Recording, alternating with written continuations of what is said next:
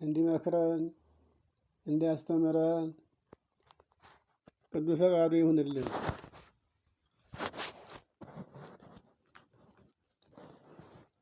አስተማሪ እግዚአብሔር ነው። ቃሌ ይሰማችኋል አይደል?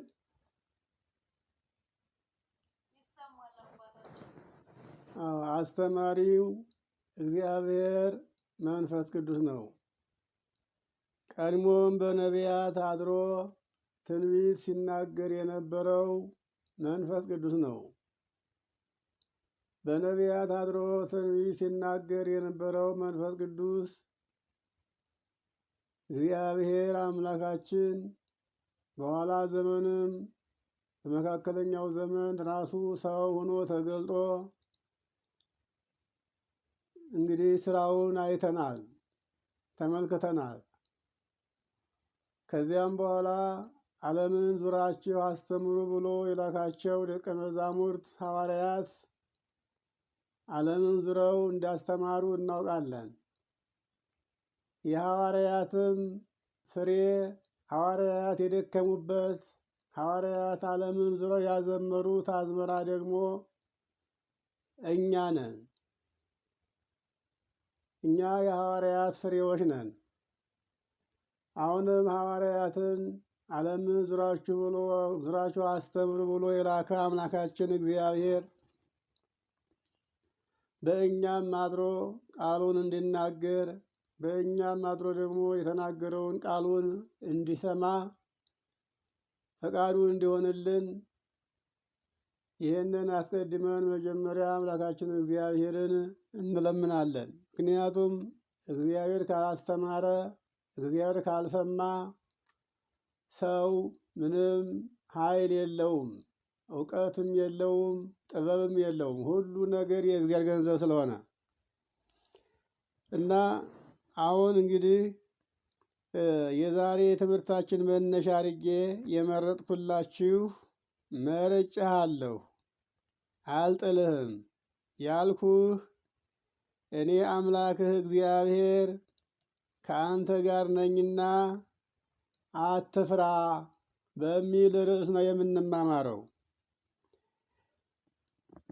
ይህንን የትምህርታችንን ርዕስ የምናገኘው በትንቢተ ኢሳይያስ ምዕራፍ 41 ከቁጥር 10 ጀምረን ስንመለከት አሁን ያልኳችሁን ቃል እናገኘዋለን። ቃሉን እደግምላችኋለሁ። እንዲህ ይላል፣ እኔ መርጬሃለሁ አልጥልህም ያልኩህ እኔ አምላክህ እግዚአብሔር ነኝና አትፍራ። እኔ አምላክህ ነኝ፣ አትደንግጥ።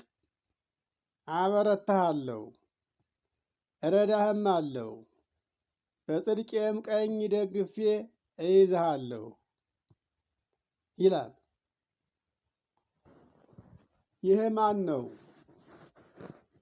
እግዚአብሔር የመረጠው። እግዚአብሔርም መርጦ አትደንግጥ፣ አትፍራ፣ አልጥልህም እኔ ከአንተ ጋር ነኝና የተባለው ማን ነው ስንል የሰው ልጅ ነው። እግዚአብሔር የመረጠው አልጥልህም ብሎ ቃል የገባለት ምንጊዜም ከአንተ ጋር ነኝ ያለው እኔ ከአንተ ጋር ነኝና አትፍራ የተባለው የሰው ልጅ ነው። የሰው ልጅ ነው ሲባል ደግሞ እግዚአብሔር ከሰዎች ለይቶ የተናገረለት ሕዝብ የለም። በአርአያውና በምሳሌው የተፈጠረ ሰው ብቻ ነው።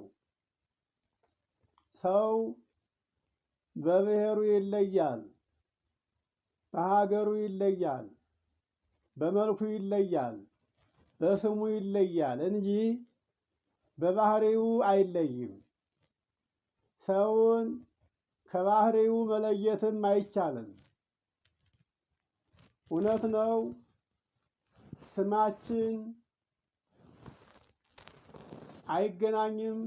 በስም አንገናኝም፣ በመልክም አንገናኝም። ድምፃችን ሁሉ የየራሳችን ነው። የሰውነታችን ቅርጽ ሁሉ አንድ አይነትም አይደለም። ቅርጻችን ሲባል እንግዲህ ቁመትን፣ ውፍረትን፣ ቅጥነትን ነው ውበትን ነው እንጂ የሰውነታችን ክፍሎች የአቀማመጥ ሁኔታ አይደለም። እነሱ እግዚአብሔር እንግዲህ ጆሮንም ቦታው ላይ፣ ዓይንንም ከቦታው ላይ፣ እጅንም ከቦታው ላይ፣ እግርንም ከቦታው ላይ አድርጎ ሰርቷቸዋል። ሁሉም ከቦታቸው አልተናወጡም። በሁሉም አንድ ነን። በባህሪያችን ግን አንለይም። ባህሪያችን አንድ ነው፣ አንድ ነው። የተለያየ ባህሪ የለንም። የተለያየ ሆኖ የምናየው ድምፅ፣ መልክ፣ ውበት፣ ብሔር ብቻ ነው። ማነው ጎሳ ብቻ ነው እንጂ በተቀረ በባህሪ አንድ ስለሆነ አንለይም እና በአርአያው በአምሳሉ የፈጠረውን ሰው ሁኖ የተፈጠረውን ሁሉ መርጬሃለሁ፣ አልጥልህም፣ እኔ ከአንተ ጋር ነኝና አትፍራ አለው ይላል። እንግዲህ ወደ ትምህርታችን ወደ ተነሳንበት ከመግባቴ በፊት የማንለያይበት ባህሪያችን ምንድን ነው የሚለው ነገር በእናንተ ውስጥ ጥያቄ ሊኖር ይችላል። ባህሪያችን እንዴት ሊገናኝ ይችላል?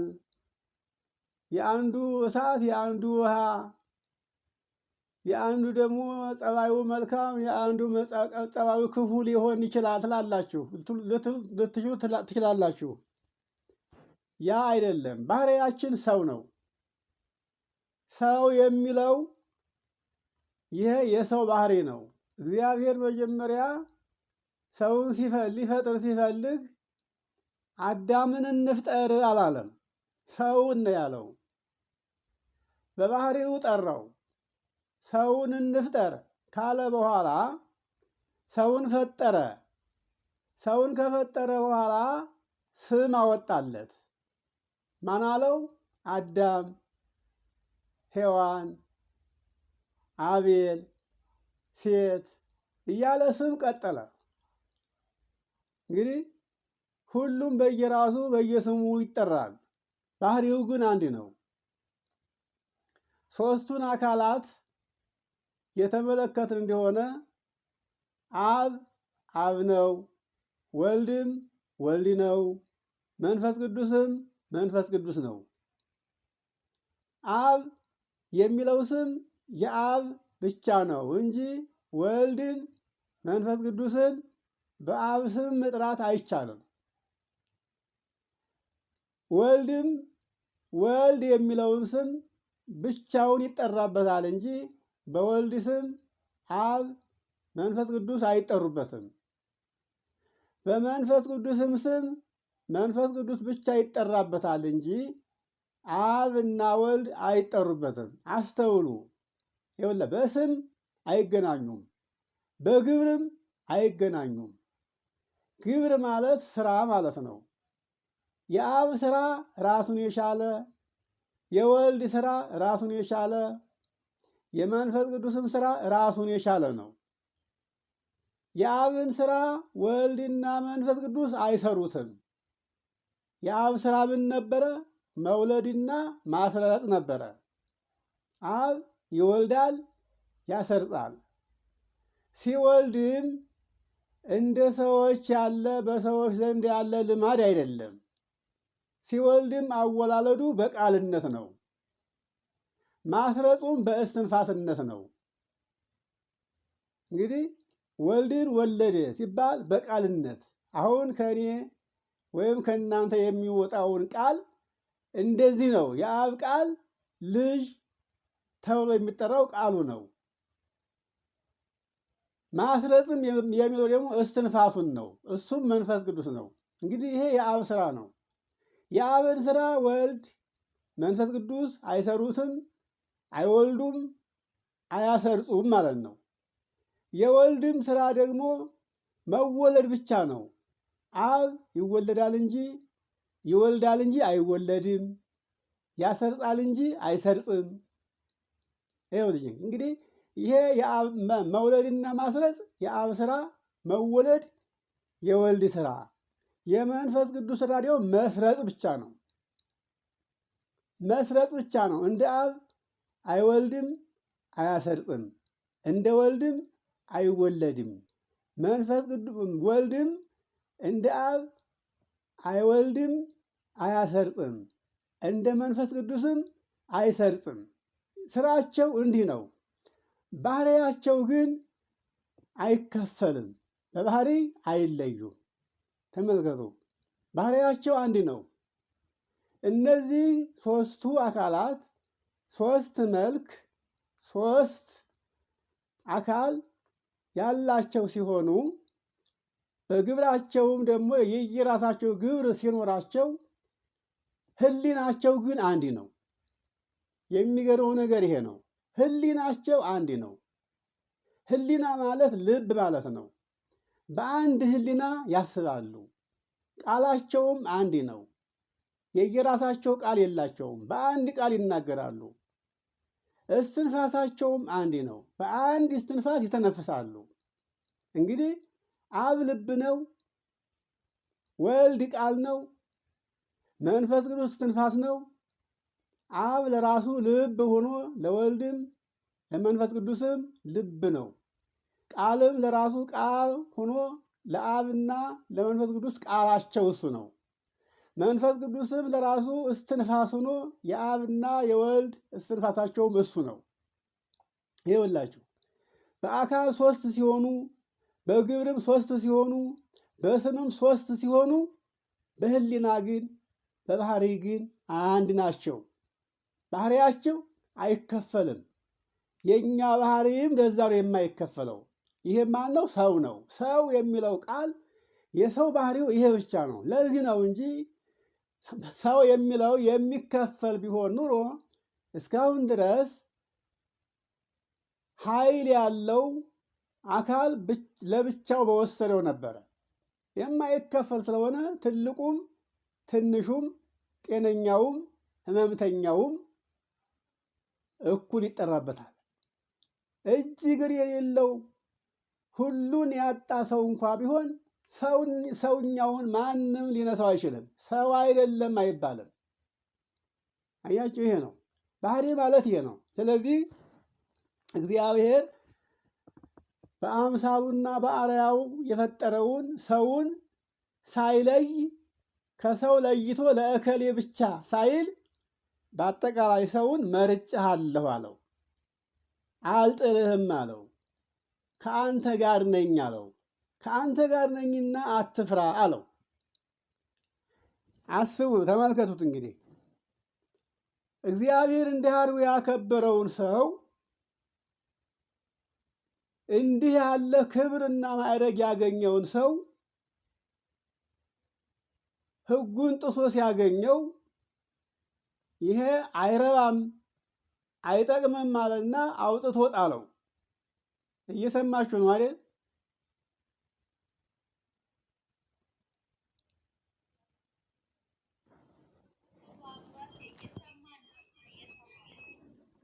ከሕጉ ወጥቶ ሕጉን አፍርሶ ሕጉን ጥሶ አታድርግ የተባለውን አድርጎ አትብላ የተባለውን በልቶ ስለተገኘ ከእንግዲህ አይረባም አይጠቅምም አለና አውጥቶ ጣለው።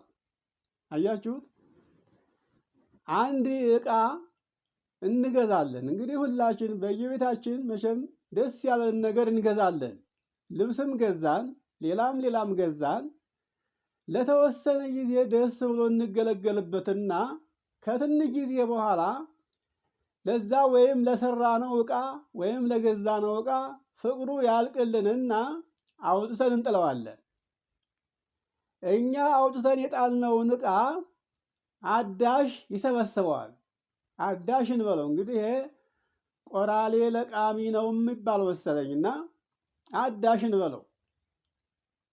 ያ የወደቀውን የሚለቅም እየሰበሰበ ወስዶ እንደገና እየቀጠቀጠ እያቀለጠ ወደ ገበያ ሲያቀርበው እኛ ደግሞ አይረባም አይጠቅምም ብለን የጣልነውን ነገር ያ ቆራሌ ለቃሚው ሰብስቦ ቀጥቅጦ አድሶ ሲያመጣው ገንዘባችንን በገንዘባችን እንገዛዋለን። ተመልከቱ፣ ይሄንን አስተውሉትማ። እኛ እኮ ጥለነዋል። ያ አዳሹ ግን ወስዶ ቀጠቀጠውና አሳመረውና እንደገና ሲያቀርበው ገንዘባችን አውጥተን ገንዘባችን መልሰን ገዝተን እናመጣዋለን። ቆይተን ደግሞ እንጥለዋለን። ይኸውላችሁ እግዚአብሔር ልክ እንደዚህ አሳምሮ የፈጠረውን ፍጥረቱን እመሰገንበታለሁ፣ እመለክበታለሁ፣ ያመልከኛል፣ ስምን ያስጠራል ብሎ ያሰበው ሰው እሱ እንዳሰበው ሆኖ ሲያገኘው አትረባም አለና ከገነት አውጥቶ ወደ ምድረ ፋይድ ጣለው። ያን ጊዜ ቆራሌ ለቃሚ ዲያብሎስ አገኘው፣ ወድቆ አገኘው። አያችሁ፣ እየሰበሰበ መቀጥቀጥ ጀመረ። ሲቀጠቅጠው ኖረ ለዘመናት። ይኸውላችሁ ዲያብሎስ እየሰበሰበ የራሱን ስራ ሲፈጽምበት ሲያስመልከው ለጣዖት ሲያሰግደው ባሪያ አድርጎ ለዘመናት ገዛው። ይህን የተመለከተ እግዚአብሔር ለእኔ ይጠቅመኛል፣ ይረባኛል፣ እገለገልበታለሁ ብሎ አስቦ የፈጠረው ሰው አትረባም ብሎ የጣለውን ሰው ከዘመናት በኋላ ዋጋ አውጥቶ ገዛው። ማን? እግዚአብሔር ዋጋ ከፈለበት። አያችሁት? በምን ዋጋ ከፈለው? በምን ዋጋ ገዛው ያላችሁ እንደሆነ ዓለም ሳይፈጠር ከባህሪው የተገኘ አንድ ልጅ ነበረው። ያለ እናት የወለደው ልጅ ነበረው። ልጁን አሳልፎ ሰጠ። ያንን የጣለውን ዕቃ መልሶ ለራሱ ሊያደርግ ፈለገና ልጁን አሳልፎ ወደ ሞት ላከ። ሂድ፣ ውረድ፣ ተወለድ፣ በመስቀል ላይ ተሰቅለህ ሕይወትህን ገብረህ ሕይወትህን ሰውተህ ስጋህን ቆርሰህ ደምህን አፍሰህ ያንን የጣልኩትን ገንዘቤን መልስ አለና ላከው። አያችሁት? ይኸውላችሁ ይሄ እንግዲህ እግዚአብሔር አስቀድሞ የተናገረው ነገር ቢኖር ይሄ ነው። መርጬሃለሁ። መጀመሪያ እግዚአብሔር ከፈጠረው ፍጥረት ሁሉ ራሱን አስመስሎ የፈጠረው ሰውን ነበር እንጂ ከአዳም በፊትማ እንግዳ ብዙ የተፈጠሩ ነበሩት። መላእክት ነበሩት። የመጀመሪያ ፍጥረቶች ሰማይና ምድር ሲፈጠሩ 7 ፍጥረት በአንድ ቀን ሲፈጥር እግዚአብሔር መጋቢት 29 ቀን እሁድ ጠዋት 1 ሰዓት ላይ 7 ፍጥረት ሲፈጥር ከአዳም በፊት የተፈጠሩ እግዚአብሔር የሚያመሰግኑ መላእክት ነበሩ። አያችሁት? ከነዚህ ከ7 ፍጥረት ግን በመጨረሻ የተፈጠረው ፍጥረት ነበር የተመረጠው። ማን? አዳም፣ የሰው ልጅ። መርጬሃለሁኝ፣ አልጥልህም፣ ከእኔ ጋር ነህ፣ እኔ ካንተ ጋር ነኝ፣ አትፍራ የተባለው ሰው ነበረ።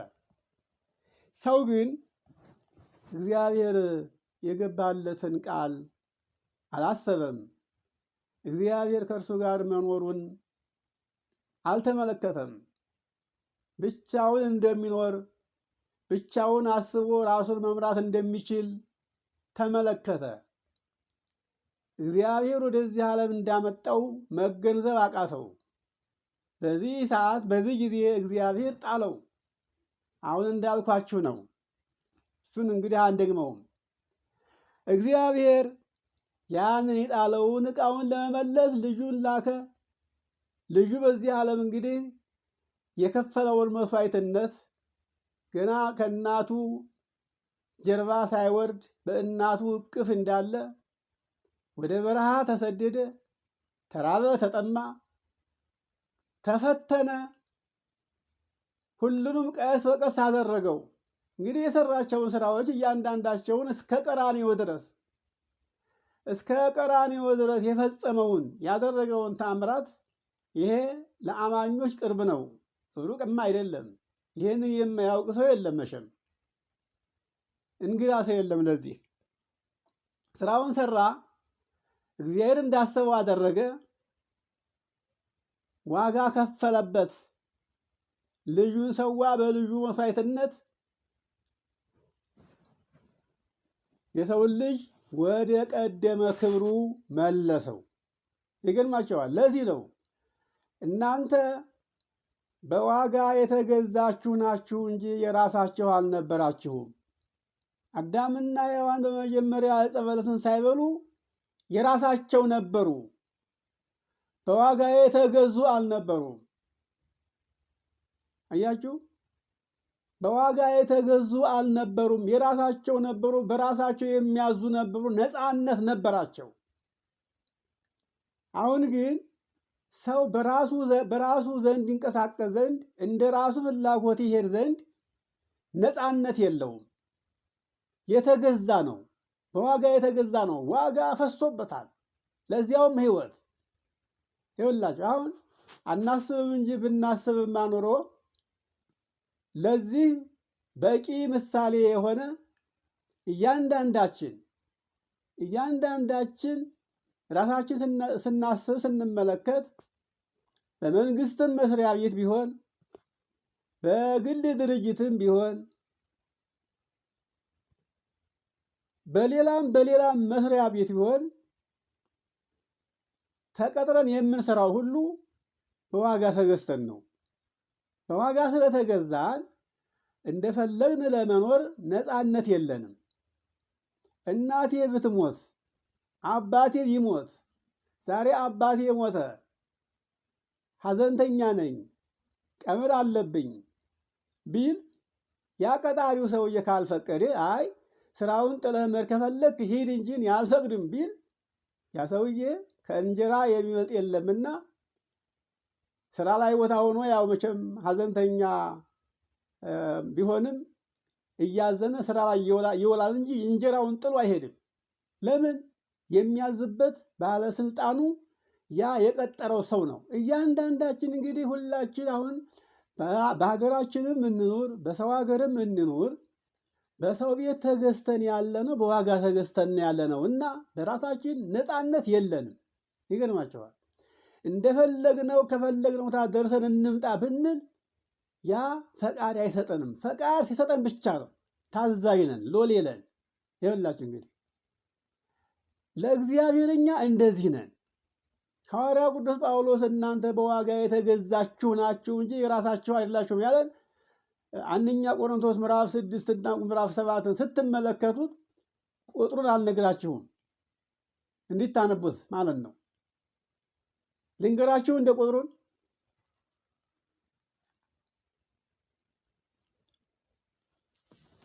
እስኪ ተናገሩ። ቁጥሯንማ ከነገርኳችሁ እሷን ብቻ ተመልክታችሁ ሌላውን አታዩትም። ለማንኛውም ምዕራፍ 6 ቁጥር 20 ላይ ያለውን ተመልክቱ። መጨረሻ ላይ ምዕራፍ 7ንም ከቁጥር 21 ጀምራችሁ ተመልከቱት። በእርግጥ ቁጥር ባይነገራችሁ መልካም ነው። ያችን ለማግኘት ስትሉ ከመጀመሪያ ጀምራችሁ ምዕራፏን ስታነቧት እሷንም ታገኛላችሁ። በእሷም ደግሞ ምክንያት ሌላ ብዙ ማወቅ ትችሉ ነበር። አሁን ግን ቁጥር ሲነገር ሩጠን የምናየው ያችን ቁጥር ብቻ አይተን ሌላውን አናየውም። ለዚያ ነው እና ግን እናንተ አሁን ብነግራችሁም አንቡት፣ እንደ ቤት ስራ አድርጋችሁ ተመልከቱት እና ሐዋርያው ቅዱስ ጳውሎስ እናንተ በዋጋ የተገዛችሁ ናችሁ፣ የደም ዋጋ ናችሁ፣ በራሳችሁ ስልጣን የላችሁም፣ እንደ ራሳችሁ ፍላጎት ለመኖር ስልጣን የላችሁም። ከወደቃችሁበት እግዚአብሔር በዋጋ ገዝቷችኋል። ልጁን አሳልፎ ለሞት ሰጥቶ በደም ተገዝታችኋል፣ የደም ዋጋ ናችሁ ያለው ሐዋርያው ጳውሎስ እንደዚህ ነው። አሁን እንዳልኳችሁ ሁላችንም በእያንዳንዳችን በስራ ቦታችን ስንመለከት በራሱ ድርጅት የሚኖረው ጥቂት ሰው ነው። ጥቂቶች ናቸው። በራሳቸው ድርጅት አቋቁመው ሰውን የሚገዙት ጥቂቶች ናቸው እንጂ ሁላችን ግን ድርጅት የለንም። ቅጥረኞች ነን። የሚያዝብን ያ የቀጠረን የሥራ ባለቤታችን የሚያዝብን። ልክ እንደዚህ በእኛ ላይ ስልጣን ያለው እግዚአብሔር ነው። ለዚህ ነው እንግዲህ ራሳችሁን አታሳድፉ፣ ራሳችሁን አታውድፉ፣ ኃጢአት ላይ አትውደቁ፣ የምትገዙለትን ጌታችሁን እወቁት እየተባለ የሚነገረው ለዚህ ነበረ።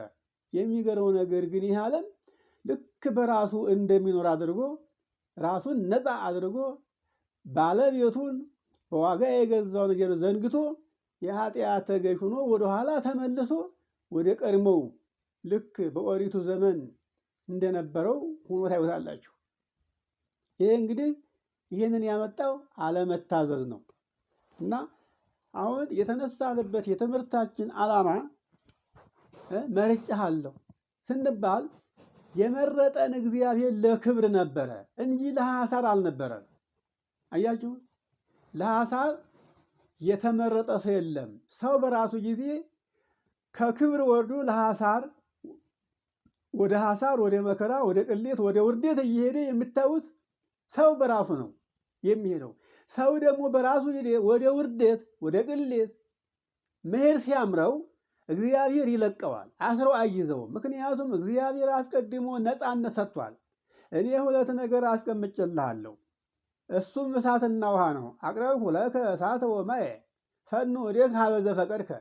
እንግዲህ እኔ እሳትና ውሃ አቅርቤልሃለሁ፣ አንተ ግን እጅህን ወደምትልከው ላክ። ቪዲዮ አልከፈቱም መሰለኝ፣ ይቅርታና አትነግሩኝም ነበረ።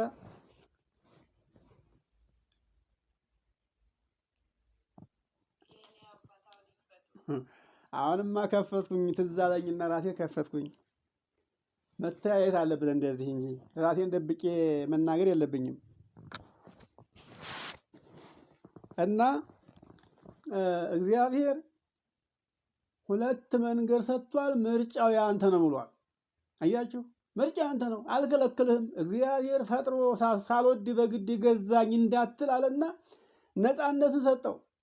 ይኸውላችሁ ግን ሂደን መጨረሻችን ሰው ውሎ የትን ሲዞር ውሎ ያቺ ማደሪያው ቤቱ ጎጆው እንደሆነች ሁሉ እኛም ዛሬ የትም ሀገር ብንባክን የትም ሀገር ብንሄድ መጨረሻዋ መሰብሰቢያችን እግዚአብሔር ነች። ከእግዚአብሔር ፊት ሳንቀርብ ወደ ተመደበልን ቦታ መሄድ አይቻለንም። አያችሁ፣ እኔ ከእግዚአብሔር ፊት መቅረብ አይቻለኝም ኃጢአተኛ ወንጀለኛ ነኝና ብሎ ምክንያት መደርደር አይቻለን። እኔ ደግሞ መልካም ስራ ሰርቻለሁኝና ከእግዚአብሔር ፊትንም መቅረብ አይቻለኝም ወይ ደግሞ ፊቱን ማየት አለብኝ ቢልም እሱ ስላለም አይሆንም። መልካም ይሁን ክፉ ወደ እግዚአብሔር ፊት መቅረብ አለበት። ያን ጊዜ ግን እንዳናፍርና በእግዚአብሔር ፊት ሐዘንተኛ ሆነን እንዳንታይ፣ ለዘላለም የመከራ ልጆች ሆነን እንዳንታይ ራሳችንን መመርመር ያለብን እኛ እንጂ ለእያንዳንዳችን ሐኪም የለንም። አያችሁ፣ ሐኪም ለራሳችን እኛ ብቻ ነን። ሐኪም የሚያስፈልገን ስንታመም የሥጋ ደዌ ሲይዘን ነው። አያችሁ፣ የሥጋ ደዌ ሲይዘን ነው ወደ ሥጋ ሐኪም የምንሄደው። ለነፍስ ደዌ ግን ሐኪም ቤት አንሄድም። አያችሁ፣ በነፍስ ደዌ የተያዘ ሰው ለነፍሱ ሐኪሙ ራሱ ነው። በልቡ ክፉ ነገር አስቦ ከሆነ በተግባርም ክፉ ነገር ሰርቶ ከሆነ ያንን ነገር ማቆምና መተው ያለበት ራሱን መግዛት ያለበት ራሱ ሰውየው ነው ሐኪሙ።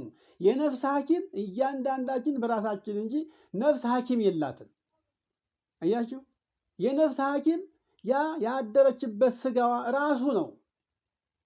ከስጋው ጋር ተሟግቶ ስጋውን አሸንፎ ለነፍሱ መገዛት ያለበት፣ ነፍሱ በኋላ የሚያገኛትን የሚገጥማትን መከራ አስቦ ራሱን መሰብሰብ፣ ክፉ ከመናገር፣ ክፉ ከማሰብ፣ ክፉ ከመመኘት መቆጠብ ያለበት ሰውየው ነው። የስጋ ሐኪም እግዚአብሔር ሰጥቶናል። በስጋችን ሁላችንም በምናውቀው ነገር ተደጋግፈን መኖር እንድንችል የስጋ ሐኪም ተሰጥቶናል። ያ ሐኪም ነፍስን አያክምም፣ ስጋን ግን ያክማል። ስጋን ሲያክም ደግሞ ነፍስ ትቆያለች። ይገርማቸዋል። እና እግዚአብሔር እኔ ከአንተ ጋር ነኝ፣ መርጬሃለሁ፣ አልጥልህም፣ ስለዚህ አትፍራ። አያችሁ፣ አሁን እኛ ከእግዚአብሔር ፊት የራቅንበት አንዱ ነገራችን እግዚአብሔር እኔ ከአንተ ጋር ነኝ አትፍራ የሚለውን ቃል ስለማናስብ ሁልጊዜ እንፈራለን፣ እንጠራጠራለን። እግዚአብሔር ከኛ ጋር እንደሆነ አናስብም። ይሄን ደግሞ አይወድም እግዚአብሔር። የሚጠራጠር ሰው፣ እምነት የሌለውን ሰው እግዚአብሔር ዝም ይለዋል፣ ብቸኛ እንደሆነ አድርጎ ይለቀዋል። ይኸውላችሁ ምንም ብንሆን እኛ ብቸኛ የምንሆነው ልባችን ክፉ ነገር ሲያስብ፣ ዓይናችን መጥፎ ነገር አይቶ፣ ዓይናችን ባየው ነገር ላይ ተማርከን ኃጢአት ላይ ስንወርቅ፣ ክፉ ነገር ስንሰራ፣ ያን ጊዜ ነው ብቸኛ የምንሆነው። ስናድፍ አይወድም እግዚአብሔር። የቆሸሸ ልብስ ለብሰን ሰው ፊት መቅረብ እንደማንችለው የቆሸሸ ልብስ ለብሶ ሰው ፊት መቅረብ መቼም እናፍራለን። ያው ድሃ ካልሆነ በስተቀር ትንሽ አለኝ ያለ ሰው ምንም ብትሳሳ ነጠላም ብትሆን ጸዳ ያለችውን ለብሶ ነው የሚታየው። ቤታችን እንኳን እንግዳ ሲመጣብን የሥራ ልብሳችን ጥለን ልብስ ቀይረን ነው የምንጠብቀው። አያችሁ፣ ለምን? ቆሻሻ ነገር ሰው አይወድም። ሰው ቆሻሻ ነገር ሳይ ደስ አይለውም ብለን ለሰው ሲባል ለሰው ስንል የጸዳ ልብስ ለመልበስ እንዘጋጃለን። የሚገርም ነገር ነው። እግዚአብሔርን ግን ይሄን ያክል አናስበው እንዴ? የለበስነው ስጋ የቅዱስ ስጋ የእግዚአብሔር ሕንፃ ነው፣ የእሱ ማደሪያ ነው። ስለዚህ ልቤ ከቆሸሸ መቼም ስጋችን ቢያምር ቢለሰልስ እሱ ከኛ ከስጋ ጋር ጉዳይ የለውም። እሱ ጉዳዩ ከልባችን ጋር ነው። ልባችን ካላደፈች፣ ልባችን ንጹሕ ከሆነች፣ ልባችን ታማኝ ከሆነ፣ በልባችን ምንጊዜም እግዚአብሔርን መፍራትና ማክበር ሕጉን መጠበቅ ካለ ያ ፈጽሞ እግዚአብሔር አይለይም። እንግዲህ አንድ ሲሆን በዓለም ሁሉ ላይ ግን አለ እግዚአብሔር። ይገርማቸዋል። አያችሁ፣ አንድ እኮ ነው እግዚአብሔር። አንድ ነው፣ በባህሪው አንድ ነው። በአካል ሶስት ሲሆን፣ በመልክም ሶስት ሲሆን፣ በግብርም ሶስት ሲሆን፣ ባህሪው ግን አንድ ነው። አንድ ሲሆን በሁሉም ቦታ ያድራል እግዚአብሔር። ይኸውላችሁ የማይመረመረው ለዚህ ነው። እና የእግዚአብሔር ልጆች እንግዲህ ትልቁ ነገር ሁላችንም በያለንበት ስለ ራሳችን ማሰብ የምንችለው ዛሬ ነው። ነገ የእኛ ጊዜ ትሆን የማን ጊዜ ትሆን አናውቅም። በየቀኑ ግን የዛሬዋን ቀን ባርኮ ቀድሶ ለዚች ካደረሰን የነገዋን ቀን ደግሞ እናያታለን አናያትም አናውቅም። ሲያስረክበንና ስናሳልፋት ብቻ ነው የምናውቀው ያችን ቀን። ስለዚህ በተሰጠችን ሰዓት እግዚአብሔርን አስበን ራሳችንን ንጹሕ አድርገን እውነተኛ ሆነን ከስጋ ፍላጎታችን ርቀን ሰነፎች የተናገሩትን ቃል ይዘን እንደ ሰነፎች ሳንሆን መጠበቅ አለብን። ይኸውላችሁ ሰነፍ ማለት ሰሞኑን የሰማችሁት ቃል አለ። ይሄ በዓለም ላይ የተነገረ ነው። ዓለም የሚያውቀው ነገር ነው። አስቡትማ፣ አባቶች ሲናገሩ ክፉ አይወራም ይላሉ። አያችሁ፣ መጥፎ ነገር አይነገርም አይወራም ይላሉ። መጥፎ ነገር እንግዲህ አዋቂ የሆነ ሰው ያውቀዋል። አላዋቂ ያልሆነ ደግሞ መጥፎን አያውቅም፣ ክፉ ነገርን አያውቅም። ይኸውላችሁ አሁን ክፉ ነገርን መጥፎ ነገርን የሚናገረው ማን ነው? አላዋቂ ብቻ ነው፣ ያልተማረ ብቻ ነው። እውቀት የለው ሰው መጥፎ ነገር መልካም ይመስለዋል፣ ደግ ነገር ይመስለዋል፣ ያወራዋል። ያን ተቀብሎ ደግሞ የሚያወራው አላዋቂ ካልሆነ በስተቀር አዋቂ የሆነ ሰው በዚያ በጅሉ ሰው ላይ ይሳለቅበታል እንጂ የጅል ወሬ ይዞ አይነጋገርም። አዎ ጅል ነገር አይወራም። ጅል ነገር አይወራም። የተማረ ሰው አዋቂ የሆነ ሰው የጅል ወሬ ይዞ የሚያወራ ከሆነ እሱ ራሱ ጅል ነው ማለት ነው። አሁን የሰማነውን ነገር ከትናንትናም ወዲያ ትንሽ ተመረናል ይመስለኛል። አሁን ሰሞኑን የሰማነውን እንግዲህ ሕይወት ያገኘንባትን ድነት ያገኘንባትን ለሕይወታችን ድነት መሰረት ምክንያት የሆነችውን ቤዛነት የላትም። ቤዛ ልጇ ነው እንጂ እሷ ቤዛ አይደለችም። መጽሐፍ ቅዱሱን እንተወው። መጽሐፍ ቅዱስ ለሊቃውንቱ ይቀመጥ። አያችሁት? ምክንያቱም ከመጽሐፍ ቅዱስ ጋር የደከሙት ዘመናቸውን ያሳለፉት ሊቃውንቱ እነሱ ይጥቀሱት የመጽሐፍ ቅዱስን። አሁን ይሄን ለተናገረው ሰው አንድ ዲያቆን ተነስቶ የዕለት የዘወትር ጸሎት እንጸልያለን እኮ አያችሁ። የዘወትር ጸሎታችን ግን ውዳሴ ማርያም፣ መልካ ማርያም ነው። መቼስ ካህን ሆኖ አባት ሆኖ ያችን ውዳሴ ማርያምና መልካ ማርያም ሳይጸልይ አይውልም። አንድ ዲያቆን ተነስቶ ሊቃውንቱ ዝም ይበሉ ሳይናገሩ፣ አንድ ዲያቆን ተነስቶ ማርያም ቤዛ አይደለችም ለምትለው ታዲያ ምን ነው? አመ ዕለተ ፍዳ ወደይን ኩንኒ ቃውመ ወቤዛ ይላል መልካ ማርያም ላይ። ይገኝ መልካ ማርያም ታገኟታላችሁ። አመ ዕለተ ፍዳ ወደይን በመከራ ዘመን በፍዳ ዘመን አለ ደራሲው ሊቁ ሲናገር፣ በመከራ ዘመን በፍዳ ዘመን አመ ዕለተ ፍዳ በፍዳ ጊዜ በመከራ ጊዜ በእግዚአብሔር ፊት ቁሜ በምመረመርበት ወቅት በዛች በመጨረሻዋ ዘመን አያችሁ። ፍዳ እንግዲህ ያች ናት። አንቺ ነፍስ ምን ሰርተሽ መጣሽ ተብላ ስትጠየቅ ስትመረመር ያን ጊዜ መልስ የላትም እና ያች ነፍስ በዚያች ዘመን ኩንኒ ቃውመ ወቤዛ፣ አዎ መጠጊያ ሁኝኝ፣ ቤዛ ሁኝኝ። አያችሁ ቤዛ ቃውመ ወቤዛ።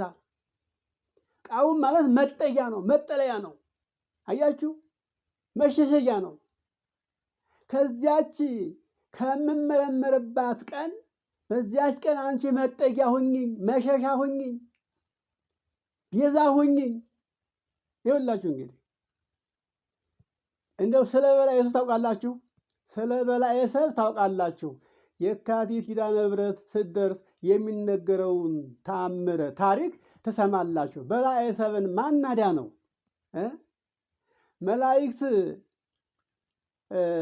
መላእክተ ጽልመት የበላዔ ሰብን ነፍስ ይዘው ሲሄዱ መላእክተ ብርሃን ለእመቤታችን ያቀረቡት ይሄንን አቤቱታ ይኸውላችሁ። እመቤታችን ጥርኝ በእሷ ስም ነው እንግዲህ ለአንድ በሽተኛ በጥርኝ ውሃ ሰጥቶ 78 ነፍስ የበላን ሰው ያዳነችው እኮ ያቺ ጥርኝ ውሃ እኮ ናት። ይገርማችኋል። ስለ እሷ ብሎ ጥርኝ ውሃ ሰጠ። ለዚያውም ከጉሮሮ ሳይደርስ ከንፈር ላይ የቀረች ውሃ። እመቤታችን መታ ማርልኝ ስትለው ወይ 78 ነፍስ የበላ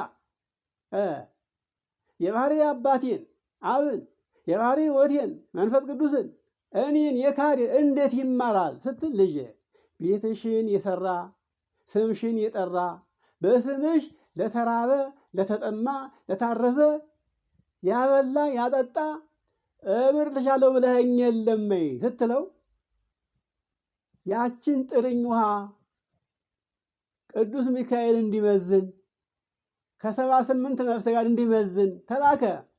ሲላክ ያችን ጥርኝ ውሃ ጣቷን እኮ ነው እንዲህ አድርጋ ስትል የጣቷ ጥላ ሲያርፍባት ያቺ ጥርኝ ውሃ መዝና በላዔ ሰብ የዳነው በዚያ ነው። ይችን ነው ቤዛ አይደለችም ብሎ የተነሱት። እንግዲህ አሁን ይሄ ትምህርት አይደለም። አያችሁ ትምህርት አይደለም የምላችሁ። ያ ሰው የተናገረ ያ ሞኝ የተናገረው ትምህርት አይደለም። አዎ የሞኝነት አነጋገር ነው። ምናልባት የእውቀት ማነስ ላይሆን ይችላል። የእውቀት ማነስ ላይሆን ይችላል። ግን የአእምሮ ብክለት አለ። እግዚአብሔር ሰዎችን ሲጣላቸው ምናቸው ነው እምነታቸው? እጃቸውን፣ እግራቸውን፣ ዓይናቸውን፣ አንደበታቸውን የሚይዛቸው አሉ። ሌሎቹን ደግሞ ይሄን ሁሉ ነፃ ያደርግና አይምሯቸውን የሚመታቸው አሉ፣ ግን ይንቀሳቀሳሉ እንደ እንስሳ። ነገራቸው ግን እውነት አይደለም። ይላችሁ እንኳን እግዚአብሔር ሲጣላ ይቅርና ባለሙያ ሴት የጠመቀችው ጠላ እንኳን የሰውን አይምሮ ያበላሸለም። ጠላ ጠጥቶ ሰውየው ሰክሮ የትም ሲወርቅ ታያላችሁ። ጠላ እኮ ነው ያበላሸው። ጠላ የሰውን አይምሮ እንዲህ የሚያበላሽ ከሆነ እግዚአብሔርማ ደግሞ የሰጠውን አይምሮ ሲያበላሸው ሰው ምንም አያውቅም። ይኸውላችሁ እንግዲህ ሰው ይሄን ያህል ነው። እንደዚህ አያስብም እግዚአብሔርን። አያችሁ፣ ስለበላ ስለጠጣ ስለለበሳ ስለወፈረ ብቻ ይሄን ያስብና በቃ ኑሮ በእኔ ብቻ ነው እንጂ እግዚአብሔር የለበትም ብሎ ይሄን ሲያስብ ያን ጊዜ እንግዲህ እንዲህማ ከሆነ አሳይህ የለም ይልና እግዚአብሔር ክብሩን ይነሰዋል። በሰው ዘንድ እንዲቀል ያደርገዋል። አያችሁ፣ ተመዝኖ እንዲቀል ያደርገዋል። አንዱ ይሄ ነው። ሁለተኛው እግዚአብሔር ጌታችን ሲያስተምር ነቢያት የተናገሩት ትንቢት ሁሉ አይቀርም፣ ይፈጸማል። ግን ስለተመረጡት ሰዎች ዘመኑ ያጥር ይሆናል። ያጥራል፣ ቀኑ ያጥራል እንጂ የመከራው ዘመን አይሰፋም አይረዝምም ማለት ነው። የመከራው ዘመን ጥቂት ዘመን ይሆናል እንጂ ነቢያት የተናገሩት ሁሉ አይቀርም ብሎ ተናግሯል። ይህን ደግሞ የተናገረው ያሁን የሰማነው የተናገረው ክርስቶስ ነው ራሱ። ሐሰተኞች መምህራን ይነሳሉ፣ ተጠንቀቁ። በሁሉ ነገር እናንተን ይመስላሉ። ባለባበሳቸው፣ ባጠማጠማቸው፣ በካባቸው፣ በቀሚሳቸው፣ በአገልግሎታቸው ሁሉ እናንተን ይመስላሉ። ሲቆርቡ፣ ሲያቆርቡ፣ ሲቀድሱ፣ ሲያስቀድሱ፣ ሲዘምሩ፣ ሲሰብኩ፣ ሲሰበኩ እናንተን ይመስላሉ። የምትለዩአቸው በአነጋገራቸው ነው፣ በቃላቸው ነው። በቃላቸው ግን ከቃላቸው ከአንደበታቸው ቃል ሲወጣ እናንተን አይመስልም። ያን ጊዜ ነው የምታውቋቸው ብሎ ተናግረዋል። ያ ደግሞ ይፈጸም ዘንድ ግድ ነው። አያችሁ፣ ግድ ነው። ታዲያ ይህንን ይዞ እንደዚህ መነጋገር ማድረግ ይልቁንም እነሱን እንደው ማሰልጠን ነው የሚሆነው ይመስለኛል። ውሻ ከሮጡለት ሸሹልኝ እያለ እንደሚያሳደው እነዚህም ደግሞ ይህን የማይረባ ወሬ ይዘን ስናወራላቸው ደስ ነው የሚላቸው። ይህንን ሞኝ የተናገረውን ነገር ይዞ ማጨብጨብ ምን ይመስላል? እንደዛ ሞኝ መሆን ነው። ስለዚህ እኛ እንደሆን አዋቂዎች ነን። ይሄን አስቀድሞ ጊዜ ተናግሮታል። በትንቢተ ኤርምያስ ምዕራፍ 31 ከቁጥር 31 ጀምራችሁ ብትመለከቱት በዚያን ዘመን ይላል እግዚአብሔር፣ በዚያን ዘመን አባትም ልጁን ወንድምም ወንድሙን ባልንጀራም ባልንጀራውን አምላክህን እግዚአብሔርን እወቅ ብሎ ማንም ለማንም አያስተምርም፣ ከሕፃናቱ እስከ ሽማግሌ ሁሉም ያውቁኛልና ተብሎ የተነገረው ይሄ ዘመን ነው። እናታችን ቅድስት ድንግል ማርያምና ክርስቶስ ከተነሱበት ጊዜ ጀምሮ እስከ ምጽአት ድረስ ያለው ትውልድ ሁሉም እየሰለጠነ አሁን ገና በኋላ ከኛ በኋላ የሚነሳው ከኛ በላይ እጥፍ የሚያውቅ ትውልድ ይመጣል። እጅግ የረቀቀ ዘመን ነው የሚመጣው። ይህንን የማያውቅ የለም። ታዲያ ይህን ትውልድ ማታን አይቻልም እኮ። አይምሮውን ያጣ ሰው ትንቢቱ አይቀርምና ሊናገር ይችላል፣ ግን ተናግሮ አፍሮ ይቀራል። እና እንግዲህ አልጥላችሁም ያለ እግዚአብሔር ነውና በዚህ መካከል እንደው የሰማችሁት ነገር ሳያወናብዳችሁ ይሄንን እንደው እንደ ጉድፍ ነገር ጣል አድርጎ ትኩረት ሳይሰጡበት እንዲህ አለ እንዲህ ተባለ ሳይባል የራስን እውቀት ይዞ እረኛውን አውቆ መንገዱን ለይቶ የራሳችሁ ቋንቋ ይገባችኋል። ቤተክርስቲያን የምታስተምረው ቋንቋ እውነተኛው ቋንቋ ግልጥ ነው። ትንሽ እንኳን እንዲህ የበሰለው ቀርቶ ትንሽ እንኳን እውቀት እንኳን ያለችው ከሆነ ያውቋል እውነቱን። ይገርማቸዋል። የሀገራችን ገበሬ ፊደል ሳይቆጥር እውነቱን ያውቃል። ይገርማቸዋል። እንኳን የዜማውን አበል እንኳን ያውቀዋል። ዜማ እንኳን ሲበላ እከሌ የሚላት እንዲህ ነበረች ያሳምራት ነበር፣ እከሌስ እንዲህ አላት ይላል። ዜማውን ራሱ ቅዳሴ ይገርማቸዋል ገበሬው እንኳን። እና እንግዲህ አምላካችን እግዚአብሔር መጀመሪያ ላይ እንደተነሳንበት ያንን አይረባም አይጠቅምም ብሎ የጣለውን ዕቃ ምን አደረገ? ቆየና ከጊዜ 5500 ዘመን ካለፈ በኋላ ዋጋ ከፈለበት። አያችሁ፣ እሱ አይረባም አይጠቅምም አትረባም ብሎ ጣለው። ከጊዜ በኋላ ግን አልለይህም አልጥልህም እኔ አምላክህ እግዚአብሔር ነኝ ከአንተ ጋር ነኝና አትፍራ ያለውን ቃል ዘመኑ ቢረዝምም ፈጸማት፣ ተገበራት። እንዴት አድርጎ ልጁን ወደዚህ ዓለም ላከ። ልጁን መስቀል ላይ እንዲሰቀል አደረገ። የልጁ ስጋ ተቆረሰ፣ ደሙ ፈሰሰ። በልጁ ቅዱስ ስጋና በልጁ ክቡር ደም እኛ ወደ ቀደመ ክብራችን ተመለስን፣ በደሙ ተገዛን፣ ተዋጀን። ከአሁን በኋላ ግን ኃጢአት ለመስራት፣ ክፉ ለማሰብ፣ ክፉ ለመናገር፣ ወንጀለኛም ለመሆን፣ ወንጀል ለፈጸም ስልጣን የለንም። አያችሁ፣ እስረኛ ነን። እግዚአብሔር ሳያሰናብተን፣ አያችሁ፣ ሲያሰናብተን ማለት አንተ ሳትረባም እንደፈለግህ ሄዶ ሲያስቀነጥረን ያን ጊዜ ግን ነፃ ነን፣ እንደፈለግነው መሆን እንችላለን። ግን መንግስቱን መውረስ እንደማይገባን ደግሞ እናውቃለን። ኃጢአት ስንሰራ መንግስቱን እንደማንወርስ እያወቅን ነው የምንሰራው እንጂ የእግዚአብሔር ልጅ ሁኜ በዚህ ዓለም ሳይፈረድብኝ፣ ስደት ሳይመጣ፣ ረሃብ ሳይመጣ፣ ጦርነት ሳይመጣ፣ ችግር ቸነፈር ሳይመጣብኝ አምላኬን እስቲ እግዚአብሔርን እያሰብኩኝ መኖር አለብኝ ብሎ ለሚያስብ ሰው እግዚአብሔር ፍዳን መከራን አያመጣም። አሁን ፍዳው የያዘን፣ መከራው የመጣብን፣ ስደቱ የመጣብን፣ ረሃቡ የመጣብን፣ ጦርነቱ የመጣብን ይህን ስለማናስብ ነው። አያችሁ፣ አይኑ እያየ የማይሄድ ሰው ገደል ይገባል፣ ውሃ ይገባል፣ አረንቋ ውስጥ ይገባል፣ እሾህ ይወገዋል፣ እንቅፋት ይመታዋል። አያችሁ፣ መንገዱን እያየ የማይሄድ ሰው እንዲህ ይሆናል። አሁን እኛ መንገዳችን አናስተውልም። መንገዳችን እውነት ብቻ ነች። እውነትን አናስባትም። መንገዳችን እግዚአብሔር ብቻ ነው። አምላካችን አናስበውም። አያችሁ፣ ዝም ብለን የሥጋ ፍላጎታችን ብቻ እየተመለከትን ስንጓዝ እሾህ ይወጋናል። እሾሁም ይኸው ዛሬ የምንሰማውን ዙሪያውን እግዚአብሔር እናስነቅፈዋለን። ይኸውላችሁ እንግዲህ እናታችን እናስነቅፋታለን። ይህ ሁሉ በእኛ ምክንያቱ በእናንተ ምክንያት ስሜ በአሕዛብ መካከል ሲነቀፍ ይኖራል ተብሎ እግዚአብሔር አሁን በዚህ በኢሳይያስ ተናግሮ ይገርማቸዋል። በእኛ ምክንያት ነው፣ በእኛ መንዘላዘል ነው፣ በእኛ ስንፍና ነው። እኛ ራሳችን አብነት አድርጎ ሲያስቀምጠን እግዚአብሔር ባስቀመጠን ሁኔታ ስለማንገኝ፣ አያችሁ፣ አባት ሆነን እንደ አባት ሆነን ስለማንገኝ ብቻ በዚህ እግዚአብሔርን አስነቀፍ ነው ይውላችሁ። እና ይህን ደግሞ ማሰብ ያለብን ዛሬ ነው ወገኖች። በእርጅና ሲመጣ ስንሸመግል ሳንወድ በግድ ያ ሽምግልናው ይገዛናል። እንደፈለግን ለመኖር ብንፈልግ ሽምግልናው ዓይናችን አያይ፣ ጉልበታችን አይሰራ፣ ወገባችን እንደ ልብ አይንቀሳቀስ፣ አንደበታችን ይተሳሰራል። ያ ጊዜ ግን ያን የገዛን እርጅና ነው የገዛን እንጂ እውቀት ወይም እግዚአብሔር አልገዛንም። ለእግዚአብሔር መታዘዝና መገዛት ያለብን ዛሬ ሁሉን ነገር ማከናወን መስራት በምንችልበት ሰዓት በወጣትነትህ ዘመን አምላክህን እግዚአብሔር አስብ። ካረጀ በኋላ ግን ያ አስበህ ፈርተኸው ሳይሆን እርጅና ይዞ ነው። ልብህ ግን አይሞትምና እየተመኘ ትሞታለህ። ውንብድናን፣ ሽፍትነትን፣ ቀማኝነትን ወይም አመንዝራትን ትመኘዋለህ። ግን ብትመኘውም ሽምግልናው ስለሚገታህ አትሄድበትም። አውቀን መተው ያለብን ዛሬ ነው። ታማኝ ሆን ያለብን ዛሬ ነው። አምላካችን ማሰብ ያለብን ዛሬ ነው።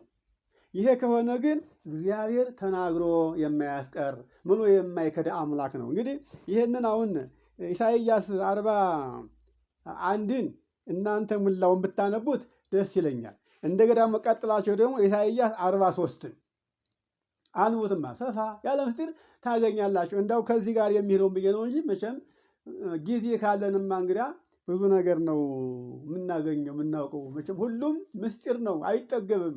ግን ጊዜ የለንም። ሁላችንም ብዙዎቻችን በሰው ቤት ነው ያለነው። ይህ እንኳን ቃሉ ሲነገር ይህን እንኳን ለመስማት እየተጠራን የምንሄደ ሰዎች አለን፣ አይመቸንም። እና ሆኖም ግን ባለችን ሰዓት ደግሞ አንድ ቃል እንደው 99ኙን ቃል አንድ ጊዜ ሸምድጄ ልጨርሰው ሳይሆን አንዷን ፍሬ ነገር እሷን ካመላለስናት ለእኛ በቂ ናት። እና ባላችሁ ጊዜ ትልቁ ነገር ሁልጊዜ መማሩም ስለተማርንም አይደለም። ይሄ አይከፈት አይደለም፣ ሁልጊዜ ይከፈት። ግን ሁልጊዜ እየተነገረን እየተሰበሰብን እየተማርን አንድም ፍሬ የማናንጠለጥል ከሆነ ትርጉም የለንም። ቢያንስ በቀን አንዳንዷን ፍሬ በቀን አንዳንድ ፍሬ መያዝ አለብን። ከልባችን የማይጠፋ ፍሬ፣ ከልባችን የማይጠፋ አንዳንዷን ምክር፣ አንዳንዷን ተግሳጽ መያዝ አለብን። ዛሬ አንዲቱን ቃል ዛሬ የተነሳንባትን ርዕሷን ብቻ ይዘን ከሆነ ነገ ደግሞ ሌላዋን ርዕስ ስንይዝ ይጠረቀማል። ዛሬ አሁን የተነገረው ሁሉ እንያዝ ብንል አይሆንም። ተነገረ፣ ግን የምንይዘው ሁላችን የተለያየና ሀሳብ ልንይዝ እንችላለን። አንድ ሀሳብ ከያዝን ግን በቂያችን ነው። ነገ ደግሞ አንድ ሀሳብ ስንጨምርበት እንዲህ እያለ ቃለ እግዚአብሔርና ኃጢአት እያደር ነው የሚጠራቀመው ይላሉ። ኃጢአትን በቀን ሲሰሯት ያው ክምር ትሆናለች። ቃለ እግዚአብሔርን በቀን አንዳንዷን ስናጠራቀማት እንደዛው ትሆናለች። እና ይህ ሲሆን ነው መገልገል የምንችለው። እንግዲህ አምላካችን እግዚአብሔር አንድ ጊዜ መርጬሃለሁ፣ አዎ አንድ ጊዜ መርጬሃለሁ፣ አልጥልህም ያልኩህ እኔ አምላክህ እግዚአብሔር ነኝና አሁንም አትፍራ፣ ካንተ ጋር ነኝ ብሏል። አንፍራ። ስንፈራ ግን ስንጠራጠር ግን መውደቅ ይመጣል፣ መሳሳት ይመጣል፣ መገፋት ይመጣል፣ መራቆት ይመጣል፣ ችግር ይመጣል፣ ጭንቀት ሁሉ ይመጣል፣ ለመከራ ያጋልጣል። ይኸው ሰዎቹ አሁን ተጋልጠዋል። አያችሁ፣ ሁሉ ነገር ተፋቸው። ሲያከብራቸው የነበሩ አሁን እንደ ቀድሞ ክብር አያገኙም። እና ማሰብ ያለብን ክርስቶስ የተናገረው ትንቢት ዛሬ በዚህ ሰው ላይ ተፈጸመ። እኔስ ነገ ምን ዋስትና አለኝ? እኔስ ብሆን ትንቢት የተናገረብኝ እኔስ ነገ አንድ ነገር ብሰራ ብለን ማሰብ አለብን። ይህ ከሆነ ተደብቀን መኖር እንችላለን። ይሄን ማናስብ ከሆነ ነገ አጋልጦን አንድ ነገር ሆነን በሰው ፊት መቆም